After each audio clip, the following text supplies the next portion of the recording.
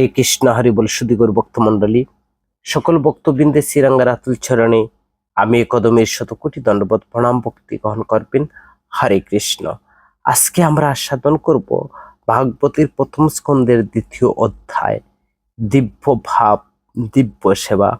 সুত গোস্বামীর উত্তর, সুত গোস্বামীর মঙ্গলাচরণ, ঋষিদের প্রশ্নের প্রশংসা, এবং তিনি 6টি প্রশ্নের উত্তর প্রদান করবেন।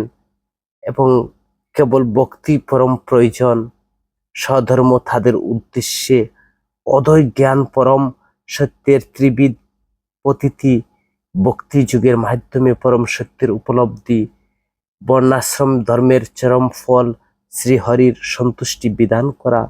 সুতরাং 4টি করণীয় কৃত্য শ্রবণ, কীর্তন, স্মরণ এবং আরাধনা, অনুসরণ রূপ দরবারের দ্বারা কর্ম বন্ধন ছেদন, ভক্তির প্রগতি সম্পর্কে, ভক্তির বিভিন্ন স্তর এবং উপসংহার। সকল পরমার্থবাদীর ভক্তি যুগের অনুশীলন করেন, কৃষ্ণই একমাত্র আরাধ্য। এবং চতুর্থ প্রশ্নের উত্তর, তৃতীয় প্রশ্নের উত্তর আমরা আজকে এই অধ্যায়ে শ্রবণ করব। সুত গোস্বামী তিনি তার প্রশ্নের উত্তর প্রদান করবেন। হরে কৃষ্ণ। তো সর্বপ্রথম আমার একটি ছোট অনুরোধ, আপনারা সম্পূর্ণ ভিডিওটি শ্রবণ করবেন এবং পরবর্তী কৃষ্ণ সম্বন্ধীয় ভাগবতীয় ভিডিও পেতে চ্যানেলটিকে সাবস্ক্রাইব করবেন। হরে কৃষ্ণ। তো দ্বিতীয় অধ্যায়, দিব্য ভাব দিব্য সেবা। তো সেখানে প্রথম শ্লোকে ব্যাসদেব বলছেন, লোমহর্ষণ পুত্র উচ্চ সর্বা, অর্থাৎ সুত গোস্বামী সৌনকাদের ব্রাহ্মণদের সেই সব প্রশ্নের সম্পূর্ণরূপে পরিতৃপ্ত হয়ে তাদের ধন্যবাদ জানালেন এবং তাদের প্রশ্নের উত্তর দিতে তিনি শুরু করলেন। কারণ নৈমিষারণ্যের ঋষিরা সুত গোস্বামীকে 6টি প্রশ্ন করেছিলেন এবং তাই তিনি একে একে সেই প্রশ্নগুলোর উত্তর প্রদান করবেন। তো প্রথম সুত গোস্বামী তিনি বলছেন যে, আমি সেই মহর্ষি শুকদেব গোস্বামী আমার প্রণতি নিবেদন করছি, যিনি সমস্ত জীবের হৃদয়ে প্রবেশ করতে পারেন।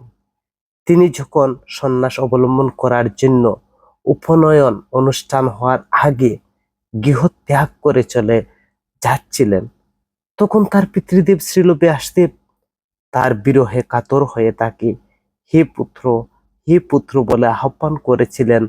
তখন তার ভাবনা তিনি তন্ময় বৃক্ষরাজের বিরহ কাতর পিতার ব্যতীত হয়ে তিনি প্রত্যুত্তর করেছিলেন,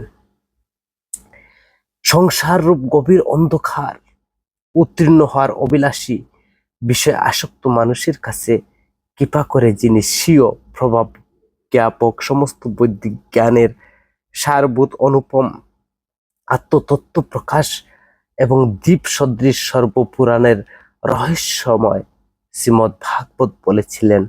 আর সেই মুনিগুণের গুরু ব্যাসদেব তনয় শ্রীল শুকদেব গোস্বামীকে আমি আমার প্রণতি নিবেদন শ্রদ্ধা জ্ঞাপন করছি। তিনি ব্যাসদেব সংসার বিজয়ী গ্রন্থ শ্রীমদ্ ভাগবত উচ্চারণ করার পূর্বে পরমেশ্বর ভগবান নারায়ণ সর্বশ্রেষ্ঠ মানুষ নর নারায়ণ ঋষি নামক ভগবত অবতার বিদ্যা দেবী সরস্বতী এবং ব্যাসদেবীকে আমি শ্রদ্ধা প্রণতি নিবেদন করি। হে ঋষিগণ, আপনারা আমাকে যথার্থ প্রশ্ন জিজ্ঞাসা করেছ। আপনাদের প্রশ্নগুলো অতি উত্তম, কেননা সেইগুলো কৃষ্ণ বিষয়ক এবং তাই তা জগতের মঙ্গল সাধন করে। আর এই ধরনের প্রশ্নের দ্বারাই কেবল আত্মা সম্পূর্ণরূপে প্রসন্ন হয়। মুনি সাধু পৃষ্ঠম অহম ববহতি লোক মঙ্গলম যৎকৃত কৃষ্ণ সংস্পর্শন যেন আত্মা সুপ্রসাদিতি। তো এই প্রশ্নটা হচ্ছে সর্বমঙ্গল এবং সর্বজীবের জন্য। আর অত্যন্ত সুন্দর প্রশ্ন করেছেন, যা শ্রেষ্ঠ, যা আমাদের প্রত্যেক জীবের প্রয়োজন। তো সুত গোস্বামী তিনি প্রশ্নের উত্তর করবেন এবং তাদেরকে ধন্যবাদ জ্ঞাপন করছেন। তো সুত গোস্বামী তিনি গুরুদেবের গৃহত্যাগ বিরহ কাতর পিতার পুত্রকে আহ্বান এবং তার গুরুদেবকে তিনি প্রণাম করলেন। ব্যাসদেব তো নয়, মুনিগণের গুরু শ্রীমদ্ ভাগবত বক্তা শ্রী অনুভবের দ্বারা তিনি হৃদয়গম করেছেন, তা হচ্ছে শ্রীমদ্ ভাগবত। সমস্ত বৈদিক জ্ঞানের সার, অখিল শ্রুতি সারম, অনুপম আত্মতত্ত্ব প্রকাশক, দ্বীপ সদৃশ সর্বপুরাণের রহস্যপূর্ণ পুরাণ গুচ্ছম। তো শ্রী গুরুদেবের পর দেবতা আদি প্রণাম করেন, অধিষ্ঠাত্রী দেবতা নরনারায়ণ ঋষির প্রণাম করছেন, গ্রন্থ দেবতা শ্রীকৃষ্ণ নর উত্তম, গ্রন্থ শক্তি পরবিদ্যা রূপিণী সরস্বতী দেবী এবং গ্রন্থ ঋষি ব্যাসদেবকে প্রণাম করেছেন। আর তিনি সেই প্রশ্ন, কৃষ্ণ বিষয়ক প্রশ্ন জগতের মঙ্গল সাধন করে আত্মা সম্পূর্ণরূপে প্রসন্ন হন। প্রথম এবং দ্বিতীয় প্রশ্নের উত্তর তিনি প্রদান করেছেন যে পরম ধর্ম আত্মার প্রসন্নতা বিধানকারী অদক্ষ যে শ্রীকৃত ভক্তি অহৈতুকী অপ্রতিহতা। তিনি বর্ণনা করছেন যে হে সাধুগণ, আপনারা যে প্রশ্ন করেছেন তা অত্যন্ত সুখদায়ক এবং সর্বজীবের মঙ্গলদায়ক। স বিপুংসাং পরধর্ম যত ভক্তি অদক্ষ যে অহৈতুকীয় প্রতিহতা জয়া আত্মা সুপ্রসাদিতি। সমস্ত মানুষের পরম ধর্ম হচ্ছে সেই ধর্ম যার দ্বারা ইন্দ্রিয়জাত জ্ঞানের অতীত শ্রীকৃষ্ণের অহৈতুকীয় প্রতিহতা ভক্তি লাভ করে। আর সেই ভক্তি কেবল অনর্থ নিবৃত্তি হয়ে আত্মার যথার্থ প্রসন্নতা লাভ করে। তো ভক্তিদেবীর দুই পুত্রের কথা বর্ণনা করছেন, বৈরাগ্য এবং জ্ঞান। দুইজন পুত্র রয়েছে ভক্তি দেবীর। বাসুদেবী ভগবতী ভক্তি যোগ প্রায়োজিত জনায়াতিশূন্য বৈরাগ্যম জ্ঞানম যদ অহৈতুকিক। ভক্তি সহকারে পরমেশ্বর ভগবান শ্রীকৃষ্ণের সেবা করা হলে অচিরে শুদ্ধ জ্ঞানের উদয় হয় এবং জড়জাগতিক বিষয়ের প্রতি অনাসক্তি লাভ করে। এখানে জ্ঞান মানে ভগবানের রূপ, গুণ, মাধুর্য আদির অনুভবকে বোঝায়। অহৈতুকী শব্দের দ্বারা নির্দেশিত হয়েছে যে এই জ্ঞান মুখ্য অভিসন্ধি বিরহিত। তো প্রথম প্রশ্ন ছিল পুরুষের ঐকান্তিক শ্রেয় কি, মানুষের ঐকান্তিক শ্রেয়, এবং দ্বিতীয় প্রশ্ন ছিল সর্বশাস্ত্রের শ্রুত ভাষার কি। উভয়ের উত্তর হচ্ছে যে ভক্তি। পরবর্তী শ্লোকে দ্বিতীয় অধ্যায়ে 8ম শ্লোক থেকে 15 নং শ্লোকে ব্যাসদেব তিনি কেবল ভক্তিরই পরম প্রয়োজন তিনি বর্ণনা করবেন, যে ভাগবত মহিমা শ্রবণ কীর্তনের অতি উৎপাদন বিনা বর্ণাশ্রম ধর্ম বেতাশ্রম মাত্র তিনি বলছেন ধর্ম স অনুষ্ঠিত পুংসাম বিকশানু কথাসু জন উৎপাদয়তি রথি শ্রমে এবহি কেবলম। শ্রীয় বৃত্তি অনুসারে বর্ণাশ্রম পালন রূপ স্বধর্ম অনুষ্ঠান করার ফলেও যদি পরমেশ্বর ভগবানের মহিমা শ্রবণ কীর্তনের আসক্তির উদয় না হয়, তাহলে তার শ্রম ব্যথা মাত্র তিনি বর্ণনা করছেন। সমস্ত ধর্মের চরম উদ্দেশ্য হচ্ছে মুক্তি লাভ করা, আর এর উদ্দেশ্য যেন বিচ্যুত না হয়। ধর্মস্য হি আপবর্গস্য নো অর্থ অর্থাই উপকতে নো অর্থেষু ধর্মই কন্তেশ্য খামলাভা হি শ্রুত। সমস্ত ধর্মের উদ্দেশ্য হচ্ছে যে চরম মুক্তি লাভ করা, এবং তা কখনো জড় বিষয় লাভের আশায় অনুষ্ঠান করা উচিত নয়। অধিকন্তু তত্ত্বদ্রষ্টা মহেশেরা নির্দেশ দিয়ে গেছেন যে যারা পরম ধর্ম অনুষ্ঠানে যুক্ত হয়েছে তারা যেন কখনো ইন্দ্রিয় সুখ ভোগের উদ্দেশ্যে জড় জগতের লাভের প্রত্যাশী না হন।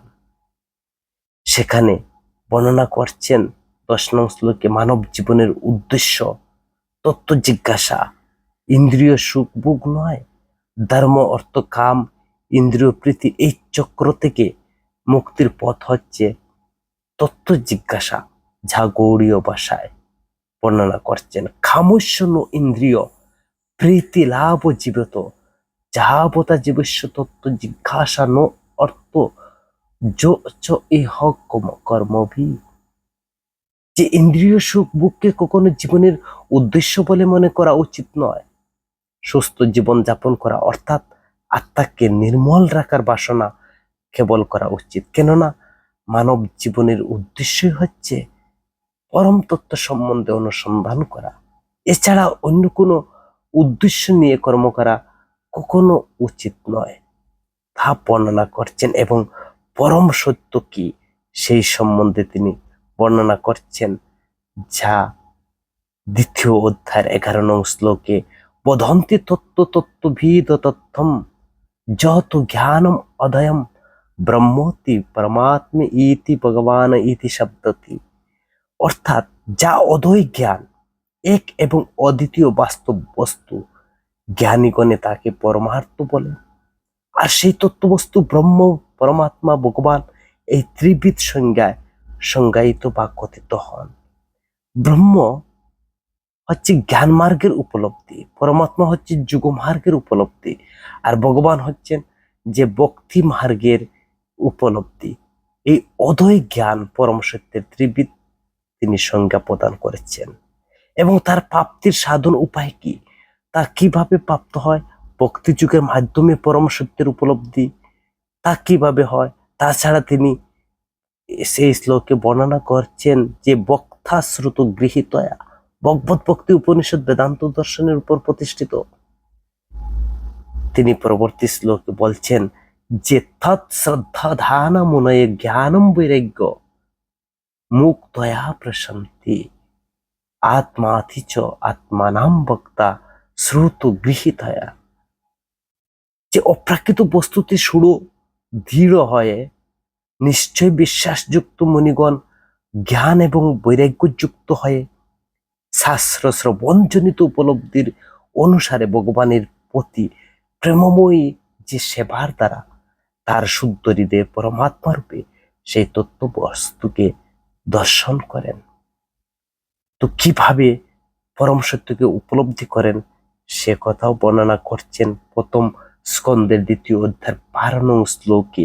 অপ্রাকৃত বস্তুকে সুদৃঢ় নিশ্চয় বিশ্বাসযুক্ত হতে হবে, জ্ঞান বৈরাগ্যযুক্ত শাস্ত্র শ্রবণ জনিত জ্ঞান দ্বারা তা লাভ করা ভগবানের পরম সত্য কি সেটা উপলব্ধি করতে পারবে।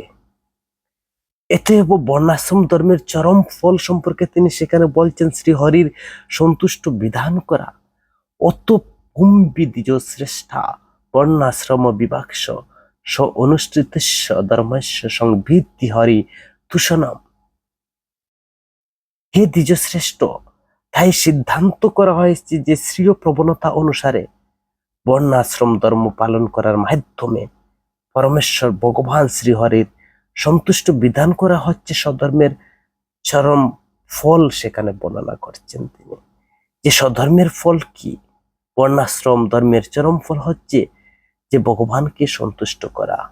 সুতরাং তিনি সেখানে 4টি করণীয় কৃত্য বর্ণনা করছেন, যা প্রথম স্কন্দের 2য় অধ্যায়ের 14 নং শ্লোকে তিনি 4টি করণীয় কৃত্যের কথা বলছেন। কি সেই 4টি করণীয় কৃত্য কর্ম? তস্মাদ একেন মনসা ভগবান সততম প্রতি শ্রুতৈব কীর্তিদ্রব্যশ্চ ধ্যেয় পুচ্ছ ছ নিত্যদা। তাই একাগ্র চিত্তে নিরন্তর ভক্ত বৎসল ভগবানের মহিমা কথা শ্রবণ, কীর্তন, স্মরণ এবং আরাধনা করা। যে 4টি কর্মের কথা তিনি বলছেন তা হচ্ছে ভগবান ভক্ত বৎসল যে ভগবানের মহিমা কথা শ্রবণ করা, কীর্তন করা, স্মরণ করা এবং আরাধনা করা। তো এইরূপ ভক্তির যোগ্যতা হচ্ছে ভগবত বাণীতে প্রথম হচ্ছে তিনি শ্রদ্ধার কথা বলছেন, যে শ্রদ্ধা। আর ভগবানের এই যে শ্রদ্ধা আসলে ভগবানের যে অনুসরণ রূপ তরবারির দ্বারা কর্মবন্ধন ছেদন করা হয়, তাকেই বা এই কথার অতিযুক্ত হবে না। তো ভগবানের যে কথা শ্রবণ করলে তখন তার এই যে অনুসরণ রূপ তরবারির দ্বারা সকল কর্মবন্ধন থেকে সে মুক্ত হয় কিভাবে, তা তিনি বর্ণনা করছেন প্রথম স্কন্ধের 2য় অধ্যায় 15 নং শ্লোকে বলছেন যে যত অনুদ্যা অসিনহা চুক্তা কর্ম গ্রন্থি নিবন্ধনম চিন্তন্তি কুবিধাতস্য কোনো কুয়ার্যত্ব কথারতিম, যে পরমেশ্বর ভগবানের অনুসরণ রূপ তরফারির দ্বারা যথার্থ জ্ঞানী পুরুষেরা কর্মবন্ধন ছেদন করে, তাই সেই ভগবানের কথা কে বানা রতিযুক্ত হবে। তো পরবর্তীতে তিনি শুধু গোস্বামী ভক্তির প্রগতি সম্পর্কে বর্ণনা করবেন প্রথম স্কন্ধের 2য় অধ্যায় 16 থেকে 22 নং শ্লোকে। সেখানে ভক্তির যে ক্রম বিবর্তন প্রগতি কথা বর্ণনা করছেন, যে সুশ্রী শ্রদ্ধানস্য বাসুদেব কথা রচি সাত মহৎ সেবায়া বিপ্রা পুণ্য তীর্থ নিবেশনা। কি ব্রাহ্মণ ঋষিগণ সব রকমের পাপ থেকে সম্পূর্ণরূপে মুক্ত হয়ে ভগবত সেবা করার ফলে মহৎ সেবা সাধিত হয়। এই ধরনের সেবার ফলে কৃষ্ণ কথা শ্রবণের আসক্তি উদয় হয়। সেখানে তিনি বর্ণনা করছেন কিভাবে ভগবত সেবার মাধ্যমে কৃষ্ণ কথা শ্রবণ করার মাধ্যমে আসক্তির উদয় হয়। যে সাত মহৎ সেবায়া বিপ্রা, ভগবানের শুদ্ধ ভক্তের সেবা করার ফলে তা সম্ভব হয়। তো প্রথম যে স্তরটি তিনি বলছেন শতাম কৃপা, সাধুজনের কৃপার প্রয়োজন। সৎ মহৎ সেবায়া, ভগবানের শুদ্ধ ভক্তের সেবা করা। দ্বিতীয় স্তরটি হচ্ছে মহৎ সেবা করা, তিনি বলছেন স সেবায়া মহৎ। তৃতীয় বলছেন সুশ্রী শ্রদ্ধানস্য, তৃতীয় হচ্ছে শ্রদ্ধা ভক্তির স্তরে বা ভক্তির প্রগতি উন্নতির জন্য মনোযোগ এবং সাবধানতার সহিত ভগবানের কথা শ্রবণ অবিলাসী হতে হবে। পুণ্য তীর্থ নিবেশনাথ, যারা সব রকম পাপ থেকে মুক্ত হয় সেবা, তাদের সেবা করার মাধ্যমে গুরুপদ আশ্রয়ে সে কথা বর্ণনা করছেন। বাসুদেব কথা রুচি, মানে বাসুদেব শ্রীকৃষ্ণের সম্বন্ধীয় কথায় সদা সর্বদা যেন রুচি থাকে। তো পরবর্তী শ্লোকে তিনি বর্ণনা করছেন যে ভক্তির প্রগতির পঞ্চম যে ভজনের স্পৃশার কথা, শ্রুণতা শোকতা কৃষ্ণ পুণ্য শ্রবণম কীর্তনম হৃদয় অন্তস্তু হি উপদ্রাণী বিদুনতি সুরুদ্ধশতম। শ্রুণতা শোকতা কৃষ্ণ পুণ্য শ্রবণম কীর্তন, পরমেশ্বর ভগবান শ্রীকৃষ্ণের পবিত্র কথা শ্রবণ কীর্তনের স্পৃশা লাভ করা, এটা হচ্ছে ভজনের স্পৃশা লাভ করা। হৃদয় অন্তস্থ হি অবধ্রাণী বিদুনীতি সুরুদ্ধশতম, সেখানে বলছেন অভদ্র সমূহ শ্রীকৃষ্ণ যিনি হচ্ছেন সাধুবর্গের সুরুদ্ধ, তিনি তার ভক্তদের হৃদয়ে সমস্ত বুক বাসনাকে তিনি বিনাশ করে দেন। তো সেই জন্য বলা হয়েছে যে অভদ্র সমূহকে তিনি বিনাশ করে দেন। এটা হচ্ছে ভক্তির ক্রমের কথা, পঞ্চম কথা। তো পরমেশ্বর ভগবান শ্রীকৃষ্ণ যিনি পরমাত্মা রূপে সকলের হৃদয়ে বিরাজ করেন এবং যিনি হচ্ছেন সাধুবর্গের সুরুদ্ধ, তিনি তার পবিত্র কথা শ্রবণ এবং কীর্তনের অতিযুক্ত ভক্তদের হৃদয়ে সমস্ত পুক বাসনাকে তিনি বিনাশ করে দেন। তো পরবর্তী যে ভক্তির স্তরের কথা বলছেন, যে ভক্তি ভবতি, মানে ভগবানের প্রতি প্রেমময়ী সেবার কথা সেখানে বলছেন, যে ভগবানের নষ্টা প্রায় অবদৃশ্যি নিত্যম ভাগবত সেবায়া ভগবতী উত্তম শ্লোকে ভক্তি ভবতি নষ্টিকি, অনর্থ নিবৃত্তি করা, ভগবানের প্রেমময়ী সেবা করা, নিয়মিত শ্রীমৎ ভাগবত শ্রবণ করা এবং ভগবানের শুদ্ধ ভক্তের সেবা করলে হৃদয়ে সমস্ত কুলুষতা সম্পূর্ণরূপে বিনষ্ট হয়ে যায়। ভগবতী উত্তম শ্লোকে সেখানে বলছেন যে উত্তম শ্লোক দ্বারা পরমেশ্বর ভগবান শ্রীকৃষ্ণের অহৈতুকী বা শ্রীকৃষ্ণের প্রতি প্রেম ভক্তি সুদূঢ় প্রতিষ্ঠিত হয়। এটা হচ্ছে নিষ্ঠা। তথা রজ কামালোভা, রুচি, নামের প্রতি যে রুচির কথা সেখানে বর্ণনা করছেন। যখন হৃদয় নৈষ্ঠিকী ভক্তির উদয় হয় তখন রজতম গুণের প্রভাবজাত কাম, ক্রোধ, লোভ ইত্যাদির উপসমূহ হৃদয় থেকে বিধারিত হয়ে যায়, তখন ভক্তের সদ্গুণের অধিষ্ঠিত হয়ে সে সম্পূর্ণরূপে প্রসন্নতা লাভ করে। এটা হচ্ছে আসক্তি। তো এই যে ভক্তি ক্রম বলছেন, প্রথম হচ্ছে শতাম কৃপা, সাধুজনের কৃপা। দ্বিতীয় হচ্ছে মহৎ সেবা, শ্রদ্ধা, গুরু পদাশ্রয় হওয়া, ভজনে স্পৃশ্যা হওয়া, অভদ্র সমূহ এবং ভক্তি, অনর্থ নিবৃত্তি, নামে নিষ্ঠা, ভগবানের কথায় নিষ্ঠা, রুচি, আসক্তি। এবং 11 নম্বর যে কথা বলছেন রথি, যা বিষ্ণু শ্লোকে তিনি বর্ণনা করছেন যে এবং প্রসন্ন মনুষ্য ভগবত ভক্তি যুগত ভগবত তত্ত্ববিজ্ঞানম মুক্ত সংঘর্ষ জায়াতে, যে এইভাবে শুদ্ধ স্তরে অধিষ্ঠিত হয়ে ভক্তি যুগ যুক্ত হয়ে যার চিত্ত প্রসন্ন হয়েছে, তিনি সব রকমের জড় বন্ধন থেকে মুক্ত হন এবং ভগবত তত্ত্ব বিজ্ঞান তিনি উপলব্ধি করেন। এইভাবে যার চিত্ত প্রসন্ন হয় এবং প্রসন্ন মনুষ্য, সেটা হচ্ছে রথি। আর প্রেম কি? সেখানে বলছেন যে প্রেম হচ্ছে ভগবত ভক্তি যুগত। শ্রদ্ধা সহকারে ভগবানের সেবার প্রভাব কি প্রেম বলে? শ্রদ্ধা সহকারে ভগবানের সেবাকেই প্রেম বলে।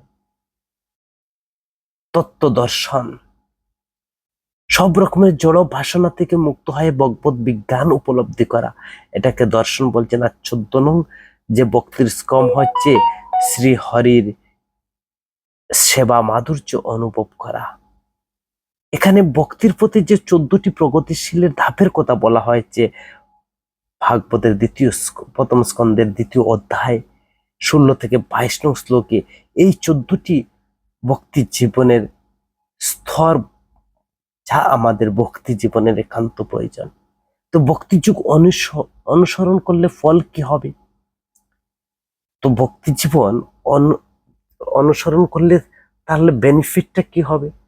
তা প্রথম স্কন্ধের 2য় অধ্যায়ের 21 নং শ্লোকে বলছেন যে বিদ্যাতে হৃদয় গ্রন্থি চিহ্ন হবে ভগবানের কথা ভক্তি যুগ অনুসরণ করলে, এবং সম্পূর্ণ যা পূর্বে লক্ষিত হয়েছে নারদ মুনি পূর্ব জীবনের কথা সেখানে বর্ণনা করা যায়। চিন্দন্তি সর্ব সংশয়া, সমস্ত সংশয় দূর হয়ে যাবে। ভক্তি যুগ অনুসরণের ফলে সমস্ত সংশয় দূর হয়ে যাবে, সমস্ত কর্ম কয়ে প্রাপ্ত হবে এবং আত্মার আত্মা পরমাত্মা ভগবানকে সে দর্শন লাভ করতে পারবে। সেই ছিল বিদ্ধতি হৃদয়ে গ্রন্থি চিন্তন্তে সর্ব সংশয়া ক্রিয়ন্তশ্চ অস্য কর্মাণি দৃষ্ট এইব আত্মানীশ্বর। আত্মা পরমাত্মা ভগবানকে দর্শন হলে হৃদয় গ্রন্থি চিহ্ন হয়, সমস্ত সংশয় দূর হয় এবং সমস্ত কর্মফল তার কয়ে প্রাপ্ত হয় এই ভক্তিযুগ অনুসরণ করার ফলে। সকল পরমার্থবাদীরাই ভক্তিযুগ অনুসরণ করেন, যা বর্ণনা করছেন যে এর দ্বারা বোঝানো হয়েছে এমনকি সাধনকালেও কোনো কষ্ট নেই।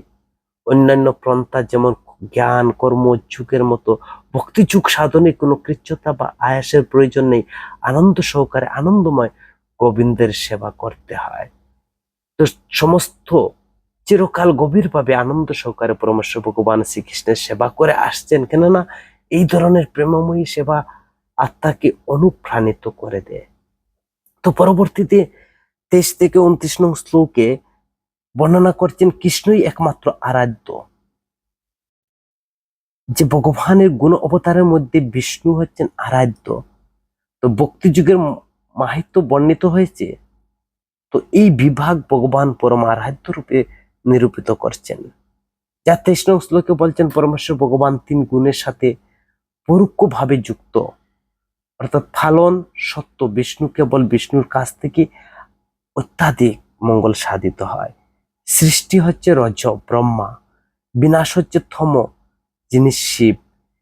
পরমেশ্বর ভগবান সত্য রজ এবং তম নামক জলা প্রকৃতির 3টি গুণের সঙ্গে পরোক্ষভাবে যুক্ত।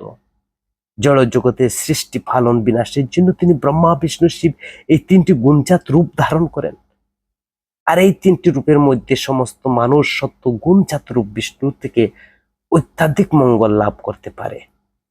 সেখানে গুণ অবতারের মধ্যে বিষ্ণু আরাধ্য বর্ণনা করছেন, যা 24 নং শ্লোকে বর্ণনা করছেন যে কাঠ হচ্ছে মৃত্তিকার বিকার, কিন্তু দোয়া কাঠ থেকে শ্রেয়, আর অগ্নি তার থেকে শ্রেয়।